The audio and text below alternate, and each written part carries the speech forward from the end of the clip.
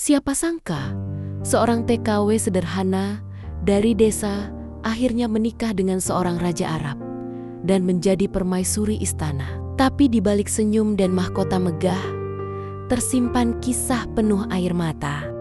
Langit sore di sebuah desa kecil di Jawa memancarkan cahaya oranye keemasan. Burung-burung kembali ke sarangnya, sementara suara azan maghrib berkumandang lembut dari surau. Di sebuah rumah bambu sederhana, seorang gadis muda bernama Aisyah duduk di beranda, menatap jauh ke cakrawala.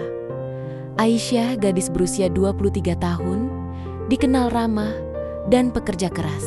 Namun di balik senyumnya, ada kegelisahan yang tak bisa ia sembunyikan. Ayahnya sudah lama sakit. Ibunya harus bekerja sebagai penjual gorengan. Dan adiknya masih sekolah. Ya Bu, Aisyah nggak mau lihat keluarga terus-terusan susah begini, ucap Aisyah lirih sambil menggenggam erat tangannya sendiri. Ibunya menatapnya penuh kasih.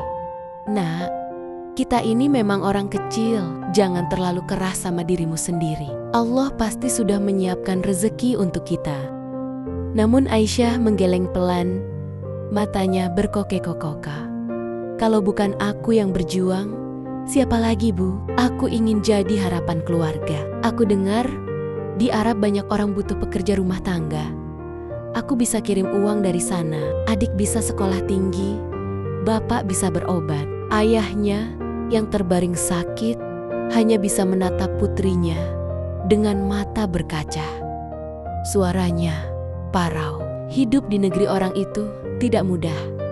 Kau harus kuat. Kalau memang ini jalanmu, kami hanya bisa mendoakan.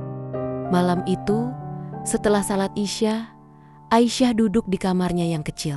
Ia membuka buku catatan, menuliskan doanya dengan huruf goyah. Ya Allah, kuatkan aku. Aku ingin pergi jauh, bukan untuk diriku sendiri, tapi demi keluarga yang kucintai. Jangan biarkan aku kalah. Aku ingin mengubah nasib kami. Beberapa bulan kemudian, Aisyah akhirnya berangkat ke Arab. Pesawat yang membawanya melayang di atas awan. Sementara hatinya berkecamuk antara takut dan harap. Ia meninggalkan desanya, meninggalkan keluarganya, demi sebuah mimpi yang bahkan ia sendiri belum tahu akan berujung di mana.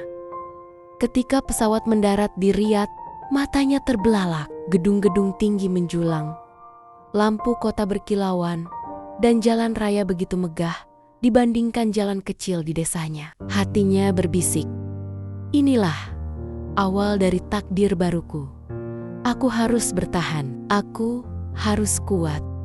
Namun Aisyah sama sekali belum tahu keputusan nekatnya ini akan menuntunnya pada jalan hidup yang tak pernah ia bayangkan dari seorang TKW sederhana menuju takdir besar sebagai istri seorang raja. Hari-hari pertamanya di Riyadh terasa seperti mimpi. Rumah tempat ia bekerja bukan sekadar rumah, melainkan sebuah istana megah milik keluarga bangsawan keturunan kerajaan. Pilar-pilar marmer berkilau, karpet merah tebal membentang, lampu kristal bergemerlapan di langit-langit. Aisyah sering menahan napas setiap kali melangkah, takut kakinya yang sederhana mengotori keindahan itu. Subhanallah, ini seperti dunia lain, bisiknya lirih setiap kali ia berjalan di koridor panjang yang seakan tak ada ujungnya. Majikannya, seorang wanita paruh baya bernama Syehah Maryam, ternyata cukup ramah. Ia sering mempercayakan pekerjaan khusus kepada Aisyah karena sikapnya yang sopan dan teliti. Kau berbeda dari pekerja lain Aisyah, ada ketenangan dalam tatapan matamu, ucap Maryam suatu kali sambil tersenyum tipis. Aisyah hanya menunduk malu. Dalam hatinya ia bersyukur Tuhan memberinya awal yang baik di negeri asing ini. Hingga suatu sore, takdir mempertemukannya dengan sosok yang akan mengubah seluruh jalan hidupnya. Aisyah sedang membawa nampan berisi buah-buahan ke ruang tamu istana. Ketika tiba-tiba pintu besar terbuka, suara langkah sepatu bergema keras di lantai marmer. Seorang pria muda dengan jubah putih bersulam emas, masuk dengan wibawa luar biasa. Semua pelayan langsung menunduk hormat. Aisyah ikut menunduk, namun dalam sekejap ia merasakan sesuatu. Tatapan tajam menyapu ruangan, berhenti tepat padanya. Itulah pertama kali ia bertemu Pangeran Khalid putra raja yang terkenal tampan, karismatik, namun dingin dan penuh wibawa. Nampan di tangan Aisyah bergetar, jantungnya berdegup kencang. Ia berusaha tetap menunduk, tetapi entah mengapa matanya berani mencuri pandang. Sesaat, mata polosnya bertemu dengan mata sang pangeran yang dalam dan berkilau seperti malam. Siapa dia? Suara Khalid terdengar datar, tapi membuat seluruh ruangan hening. Salah satu pengawal menjawab cepat, "Hamba, tuanku, seorang pekerja baru dari Indonesia." Khalid menatapnya lama, seakan menembus hatinya. Aisyah menunduk makin dalam, berharap bumi menelannya. Namun saat ia berbalik hendak pergi, tiba-tiba ujung kain gaunnya tersangkut meja, membuat buah-buahan di nampan bergulir jatuh ke lantai. Semua pelayan terkejut. Aisyah membeku, wajahnya pucat pasi. Kesalahan sekecil ini bisa berakibat fatal. Namun yang terjadi justru di luar dugaan. Alih-alih marah, Pangeran Khalid mendekat perlahan.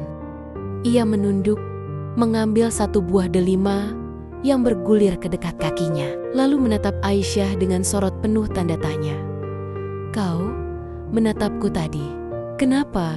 Suaranya rendah, nyaris berbisik, namun jelas menusuk hati Aisyah. Tubuh Aisyah gemetar, ia menelan ludah, lalu menjawab lirih dengan suara bergetar, "Hamba mohon ampun tuanku, hamba hanya terpesona pada cahaya matahari sore yang masuk ke ruangan. Bukan bermaksud lancang menatap tuan." Khalid terdiam, bibirnya melengkung samar. Entah senyum atau sekadar kilatan rasa ingin tahu. Hari itu, Aisyah tidak menyadari bahwa kesalahannya yang kecil menatap mata seorang pangeran tela membuka pintu menuju kisah hidup yang jauh lebih besar daripada yang pernah ia bayangkan. Sejak pertemuan itu, bisik-bisik mulai terdengar di antara para pelayan. "Lihat si Aisyah, baru datang sudah berani menatap Pangeran Khalid. Jangan-jangan dia sengaja cari perhatian." Iya, dia memang licik. Dari wajahnya saja kelihatan sok polos. Aisyah hanya bisa menunduk dan pura-pura tidak mendengar. Ia sadar, satu tatapan itu sudah cukup membuat orang lain iri. Padahal hatinya hanya ingin bekerja dengan tenang, tidak lebih. Namun, ketika orang sudah diliputi rasa iri, segalanya bisa berubah jadi racun. Suatu pagi, Sheikha Maria majikannya yang biasanya ramah tiba-tiba memanggil Aisyah dengan wajah muram. "Aisyah, kemarilah." Dengan langkah gugup, Aisyah mendekat. Di meja besar, tampak sebuah kotak perhiasan terbuka. Isinya kosong. Kalung zamrudku hilang. Dan orang-orang berkata, "Kau yang terakhir masuk ke ruangan ini." Darah di wajah Aisyah seakan surut. Tubuhnya kaku. "Bukan hamba. Nyai, demi Allah, bukan hamba. Hamba tidak pernah menyentuh barang tuan." Tapi, sebelum ia sempat menjelaskan lebih jauh, seorang pelayan lain bernama Nora menyela cepat. "Saya sendiri melihatnya. Nya, semalam saya lihat Aisyah membawa sesuatu dari ruangan ini." Dia berbohong. Aisyah terperanjat. "Itu tidak benar, aku tidak pernah." Suara Aisyah tercekat oleh tatapan tajam semua orang. Sheikha Maryam menghela napas berat. Wajahnya kecewa. "Aku mempercayaimu, Aisyah. Tapi jika benar kau yang melakukannya, sungguh kau telah menghancurkan kepercayaanku." Kata-kata itu terasa seperti belati menusuk hati Aisyah. Dadanya sesak, matanya berkaca-kaca. Ia ingin berteriak, ingin membela diri. Tapi siapa yang akan percaya pada seorang TKW sederhana Sepertinya hari itu seluruh pelayan menjauhi Aisyah. Ia berjalan di koridor istana dengan langkah gontai, menahan air mata yang hampir jatuh. Ya Allah, kenapa semua ini terjadi padaku? Aku hanya ingin bekerja dengan jujur. Kenapa aku difitnah begini? Malamnya, Aisyah duduk sendirian di sudut kamar kecilnya. Ia berdoa dengan suara bergetar, "Jika memang ini ujianmu, ya Allah, kuatkan aku. Tapi jangan biarkan aku dihina atas sesuatu yang tidak kulakukan."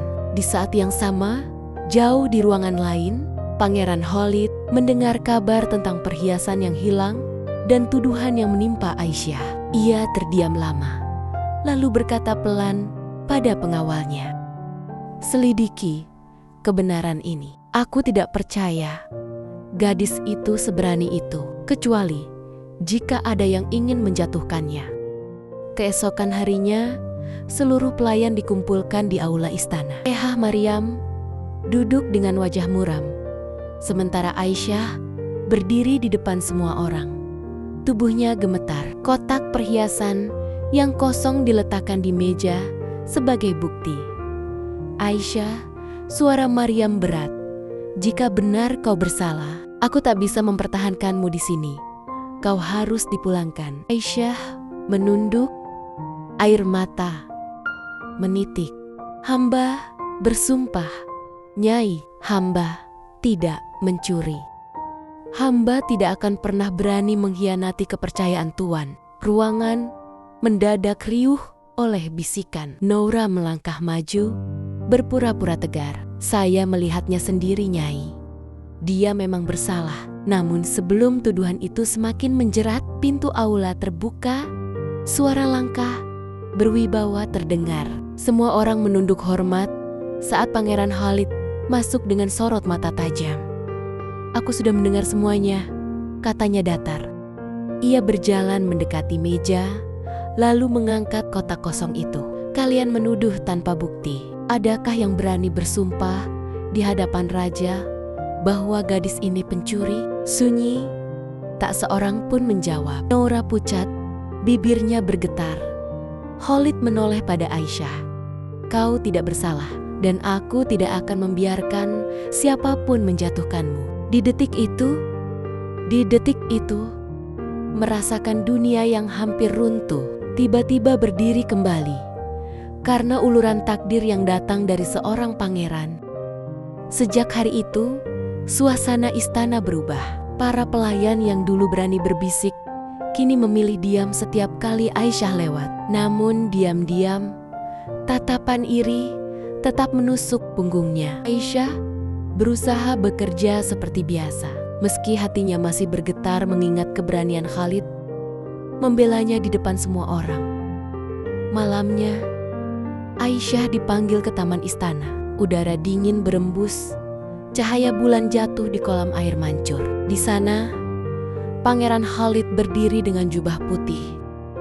Sorot matanya teduh, namun dalam. "Kau tahu," ucap Khalid perlahan, "sangat jarang aku turun tangan membela seseorang. Tapi entah mengapa, matamu membuatku percaya." Aisyah menunduk, wajahnya memanas. "Hamba hanya seorang pekerja, tuanku. Hamba tidak pantas mendapat perhatian sebesar itu." Oh, Khalid menatapnya lama sebelum akhirnya berkata sesuatu yang membuat Aisyah terkejut-eju hingga lututnya.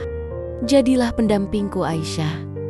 Aku ingin menikahimu." Langit seakan runtuh. Hati Aisyah berdegup kencang, antara bahagia, takut, dan tak percaya. Ia hanyalah TKW hina. Bagaimana mungkin seorang pangeran menjadikannya calon permaisuri? Sejak malam itu, hati Aisyah diliputi kebingungan. Setiap kali ia mengingat tatapan Khalid, dadanya bergetar. Namun bayangan tentang dirinya yang sederhana membuatnya takut. Apa aku pantas? Bagaimana kalau semua orang menolak? Bukankah ini hanya akan mempermalukan diriku sendiri? Hari-hari berlalu. Gosip mulai merebak di dalam istana. Desas-desus tentang pangeran yang terpikat pada seorang pembantu menyebar bagai api di padang pasir. Banyak yang menertawakan, sebagian bahkan menghina dalam diam.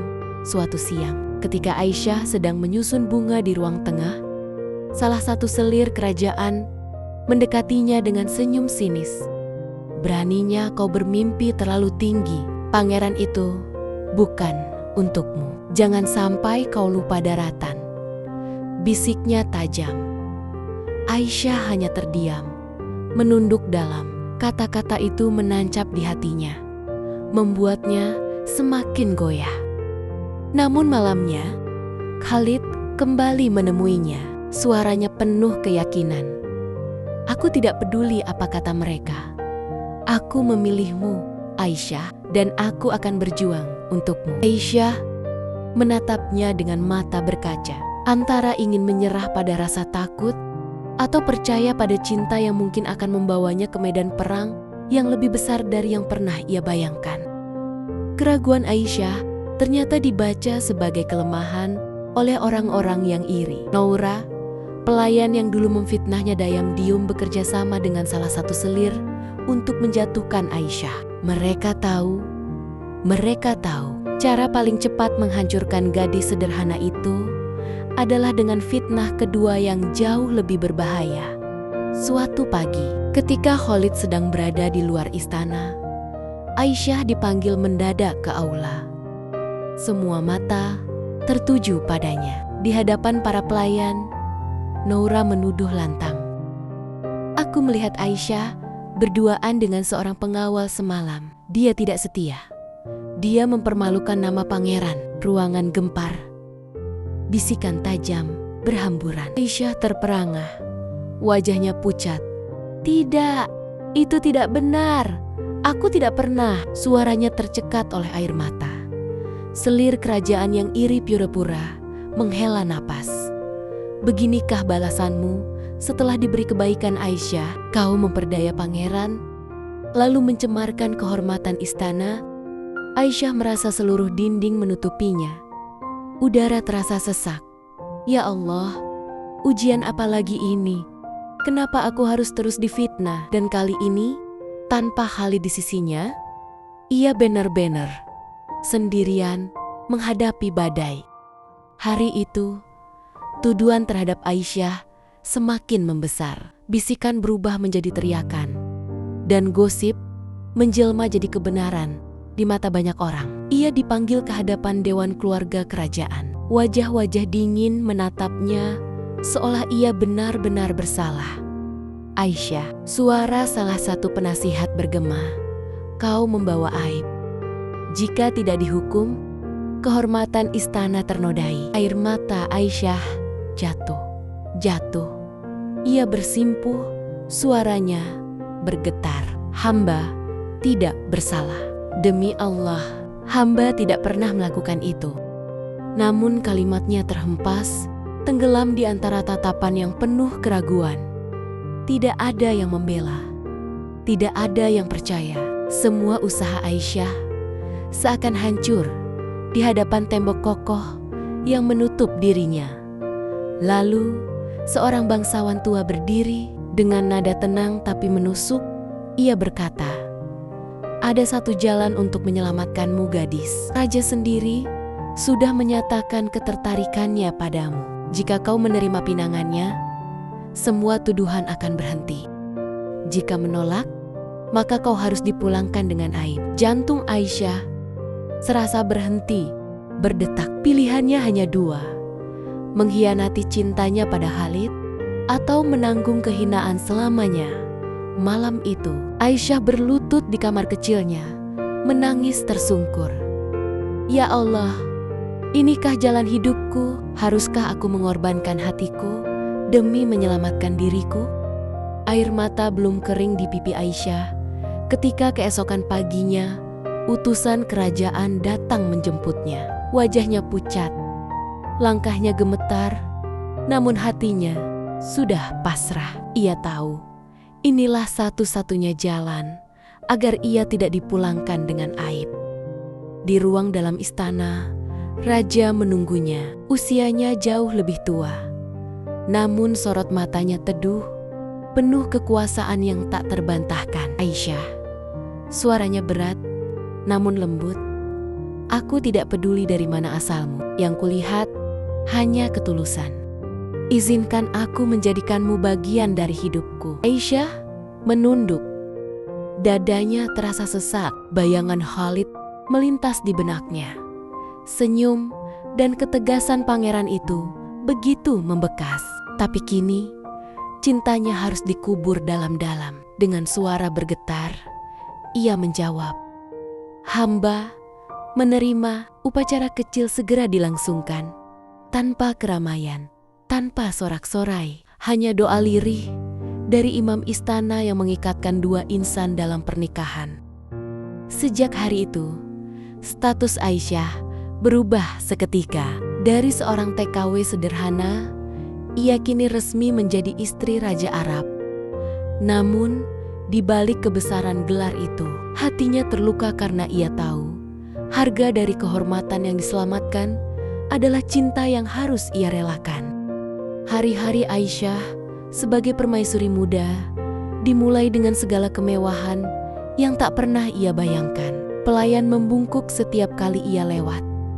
Pakaian indah tersusun di lemari emas, dan makanan terbaik selalu terhidang di mejanya. Semua orang yang dulu memandang rendah kini menunduk penuh hormat. Tapi setiap kali malam tiba, saat ia menatap pantulan wajahnya di cermin, hatinya perih.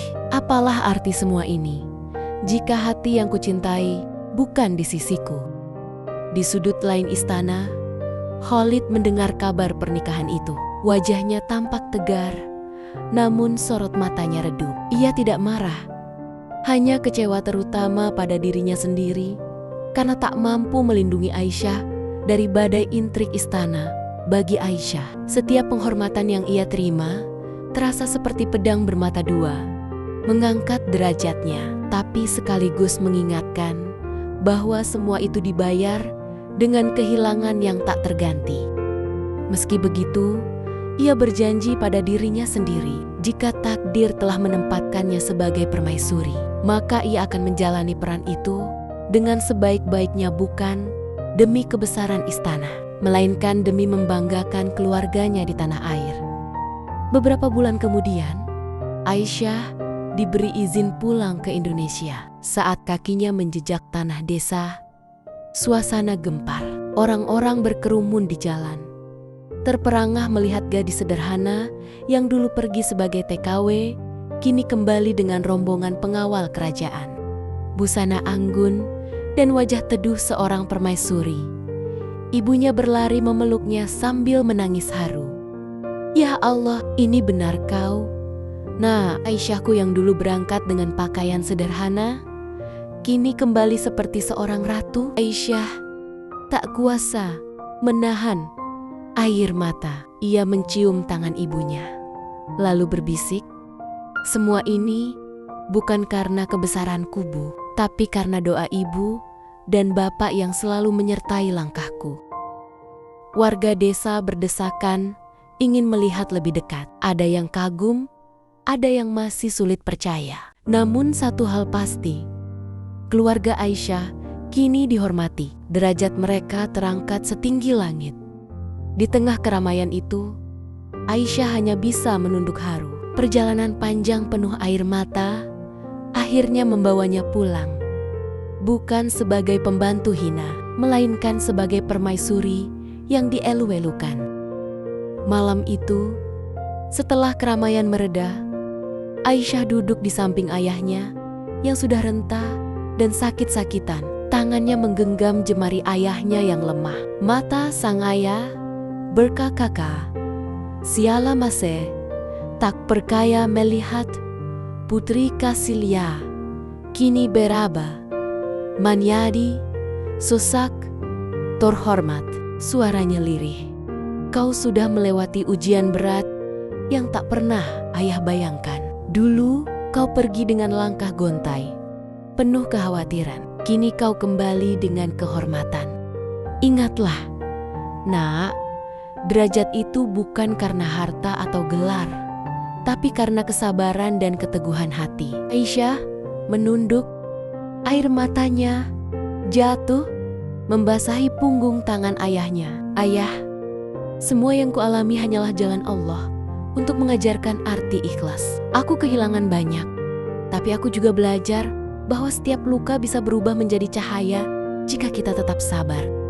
Malam itu, di bawah cahaya bulan desa yang sederhana, Aisyah merasa damai. Ia bukan lagi sekadar TKW, bukan sekadar permaisuri. Ia adalah seorang anak desa yang telah membuktikan takdir, betapapun pahitnya, selalu menyimpan hikmah bagi yang percaya. Dan kisahnya pun berakhir, meninggalkan jejak harapan bagi siapapun yang berani bermimpi.